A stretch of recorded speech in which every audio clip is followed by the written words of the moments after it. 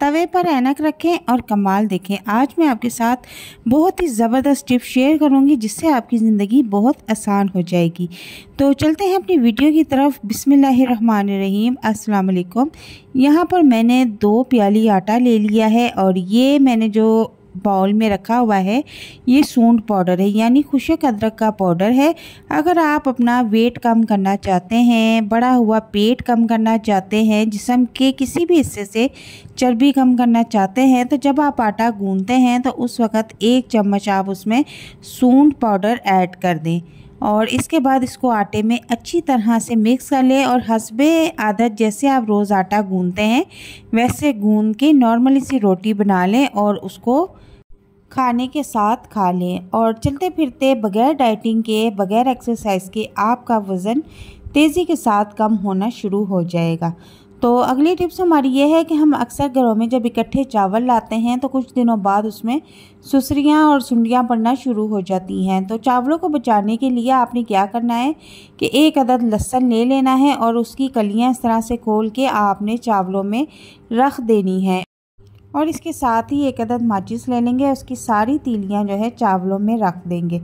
ये दोनों चीज़ें रखने से आपके चावलों में सुसरी और सुंडी नहीं पड़ेगी। इन दोनों की स्मेल से ये कीड़े मकोड़े दूर भागते हैं और आपके चावल हमेशा महफूज रहेंगे। और जब भी आप चावल इस्तेमाल करें इनको 2 से 3 पानी अच्छी तरह से वॉश कर लें, इनकी स्मेल बिल्कुल ख़त्म हो जाएगी और कभी भी इसमें सुंडियाँ और सुसरियाँ नहीं आएंगी।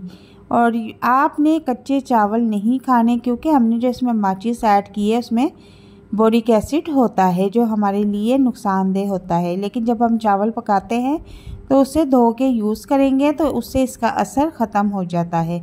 ये अमल सिर्फ कीड़े मकोड़ों के लिए करना। तो अगली टिप्स हमारी ये है कि सर्दी का जब मौसम आता है तो हमारे घर में जो रखा हुआ नमक होता है उसमें नमी हो जाती है। नमी होने की वजह से गुठलियाँ बन जाती हैं।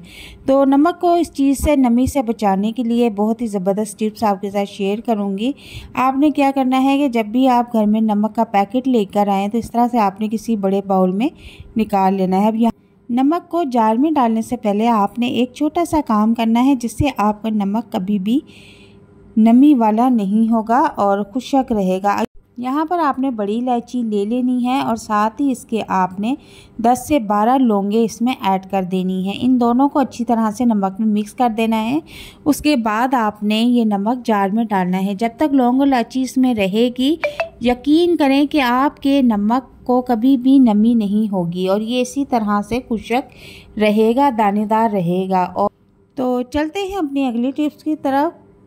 जब आप रोटी पकाने के बाद फ्री होती हैं तो तवा उस वक़्त गर्म होता है, उसमें आप थोड़ा सा पानी डालेंगे तो भाप उठेगी।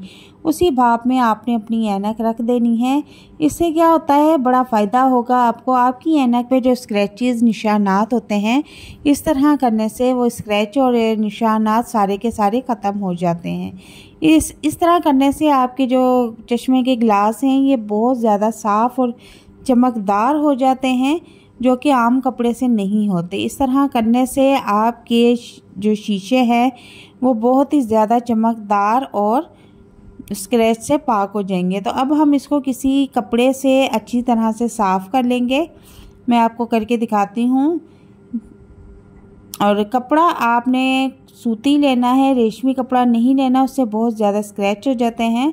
तो कसूती कपड़े से आपने इसको साफ़ करना है। तो आप देख सकते हैं कि इसके ऊपर एक भी स्क्रैच नहीं है, जबकि ये अमल करने से पहले इसके ऊपर बहुत ज़्यादा स्क्रैच थे। वीडियो पसंद आए तो इसे लाइक शेयर ज़रूर कीजिएगा। अल्लाह हाफिज़।